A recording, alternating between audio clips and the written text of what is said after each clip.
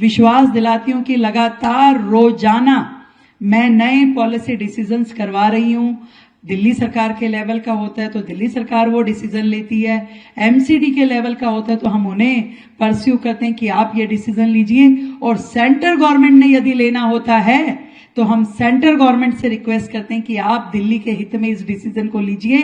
पर सच मानिए कि 3 इंजन की ये जो सरकार है लगातार स्पीड में और मिशन मोड पे काम कर रही है, जिससे कि दिल्ली एक अलग फेज में आ जाएगी। दिल्ली के लिए एक नए माइलस्टोन्स जो है लगातार चल रहे हैं। आज शाम को भी मैं एक बड़ी घोषणा करने वाली हूं, अभी नहीं करूंगी, 1 घंटे बाद करूंगी, और वो बड़ा विषय है ईज ऑफ डूइंग बिजनेस से।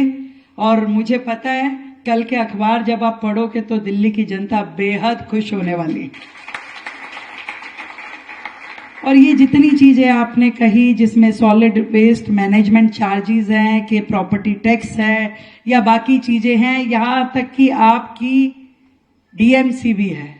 आपको ध्यान में ही है कि डीएमसी हमने भंग की है, और नई डीएमसी के प्रपोजल को अब हम फ्लोट कर रहे हैं। लगभग 1-1.5 महीना में आपकी नई डीएमसी बन जाए और एक अच्छे तरीके से काम जो दिल्ली के लिए होना चाहिए वो काम हो, ट्रांसपेरेंसी के साथ हो, जिसमें किसी भी तरीके की कोई गड़बड़ नहीं हो। कम से कम ऐसे काम चले कि जो दिल्ली के डॉक्टर्स के हित में काम करे। तो ऐसी डीएमसी भी आप लोगों को मिलेगी। लगातार दिल्ली के हॉस्पिटल्स का अपग्रेडेशन, लगातार दिल्ली में मेडिकल फर्टिलिटी की भर्ती, अभी हमने पहली बार मतलब पिछले 12 साल से परमानेंट जॉब हमारे मेडिकल लाइन में एक भी नहीं हुआ था, सब कुछ कॉन्ट्रैक्ट पे चल रहा था।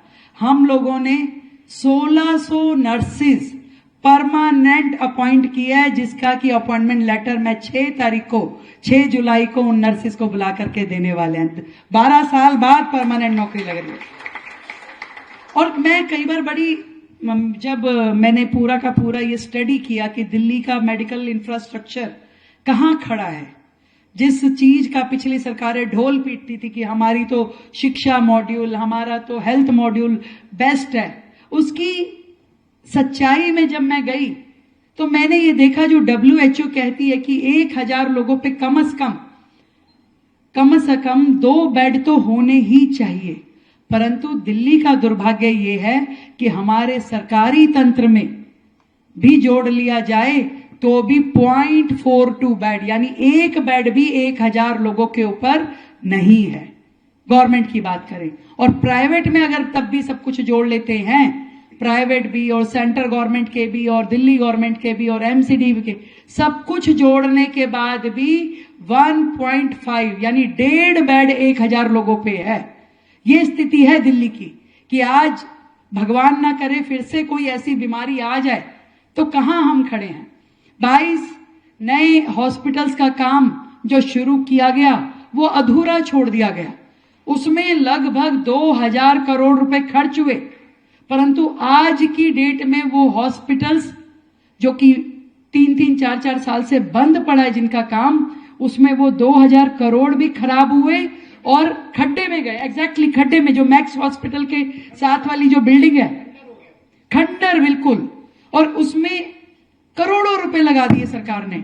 आज उन सब का रिवाइवल, उन सब को बनाना, उसको ठीक से समझना, यूज करना, और जितने लग चुके पहले उसका कॉस्ट एक्सप्लेनेशन, वो सरकार की जिम्मेवारी हो गई है कि आज उस 2000 करोड़ पे हमें और 3000 करोड़ खर्च के उन हॉस्पिटल्स को सरवाइव करना पड़ेगा, उन्हें खड़ा करना पड़ेगा, और उनको चलाने के लिए लगभग नहीं तो 40,000 करोड़ रुपए का खर्चा चाहिए, जिसके लिए मैं लगातार प्लानिंग कर रही हूं कि दिल्ली का हेल्थ इंफ्रास्ट्रक्चर बढ़ाने के लिए हमें क्या क्या करना है।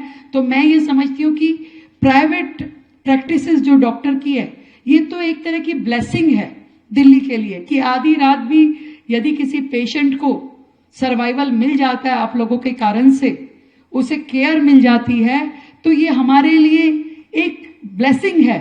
और उस ब्लेसिंग को कोई दिक्कत ना आए किसी भी प्रकार की, उनको फैसिलिटी देना, उनको बेहतर वर्किंग कंडीशन देना, मुझे लगता है कि सरकार का दायित्व है। डेफिनेटली आपने जितनी ये समस्याएं बताई है मैं उन सब पे काम करूंगी।